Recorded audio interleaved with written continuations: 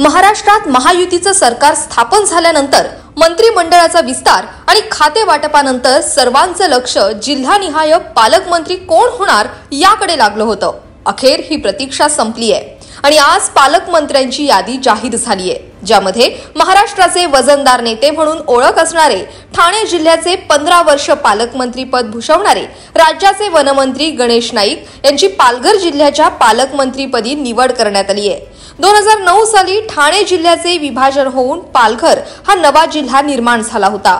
मात्र यापूर्वी पालघर जिल्हा हा ठाणे जिल्ह्यामध्ये अंतर्भूत असताना ठाणे जिल्ह्याचे पालकमंत्री म्हणून गणेश नाईक हे 2 वेळा पालघरचे पालकमंत्री राहिलेले आहेत। त्यामुळे पालघर जिल्ह्याचा संपूर्ण अभ्यास हा गणेश नाईक यांना असल्याने पालघरचे पालकमंत्री म्हणून त्यांची कामगिरी नक्कीच येणाऱ्या काळात निर्णायक ठरेल।